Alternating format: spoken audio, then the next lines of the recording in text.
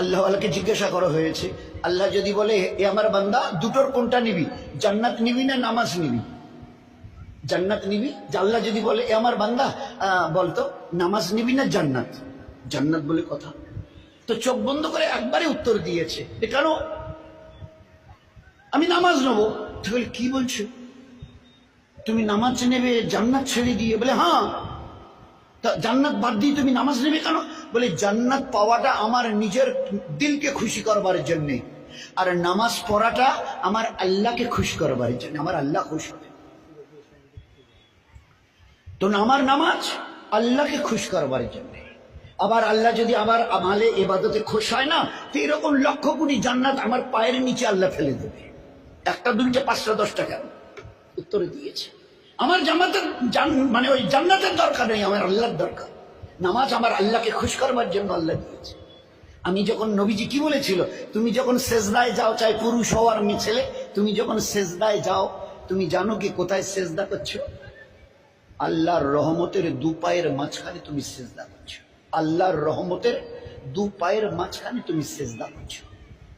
তো এই নামাজের মূল্যবোধ, তোমার আল্লাহ তোমার এত কাছে কখনো আসেন না যত কাছে তোমার নামাজের সময় তোমার সেজদার আল্লাহ কাছে চলে আসে। ফের আল্লাহ এবারে আওয়াজ লাগান, ইয়াস্তাইনু, এ আমার বান্দা, এ আমার বান্দি, কি তোর চাবার আছে বল? দুনিয়ায় কি চাস, আখিরাতে কি চাস? নামাজ তুই পড়েছিস, আমার কাছে চা, আমি ওয়াদা করছে দেব। ইয়াস্তাইনু বিসসাবরে ওয়াস সালাম, যা কিছু তোর নেবার আছে নামাজের দ্বারা, নামাজ থেকে সালাম পড়ি আমার কাছে হাত তোল, যা চাইবি আমি আল্লাহ তোর চাহিদা পূরণ। ও মেয়ে ছেলে বলেছে, আল্লাহ নামাজ 2 রাকাত পড়েছি, ঘরে যে খাবার নেই, তো রান্নাঘরের জাতাটা আপনা আপনি ঘুরছিল আর ওর থেকে সমানে আটা বার হচ্ছে। আল্লাহ দেখিয়ে দিয়েছে 2 রাকাত নফল নামাজ পড়েছে, ফরজ না, 2 রাকাত নফল। 2 রাকাত নফল পড়ে বলছে, আল্লাহ আমার বাচ্চাটা তো মরে গেল, আমিও তো চোখে দেখি না, চলবো কি করে? লোক আমাকে গালিমন্দ করবে। কেমন হয়েছে? তো তুই তো কিয়ামতে বাচ্চাটাকে জিন্দা করবি, তো সেই দিন জিন্দা করলে আমার কোনো উপকার হবে না। তো তুই তো আলা করলে সেইদিন কাদির, বড় জবরদস্ত কুদরত রাখনেওয়ালা, ফাইয়া খুনের মালিক।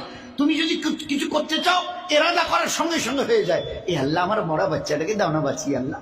তো ওই সাহাবিয়া রাদিয়াল্লাহু আনহা, খোদার কসম, দোয়া শেষ হবার আগে তার মরা বাচ্চা উঠে বসে গেছে। এ ছিল নামাজ। ওলামায়ে কেরাম, আমাদের ওলামা হযরতদের আল্লাহ জাযা খায়ের দিক, একদম এত সহজভাবে বুঝিয়েছেন হাদিসে পাকের দলিল দিয়ে। একজন পুরুষ অথবা মেয়ে ছেলে পেশাব অথবা পায়খানা করেছে,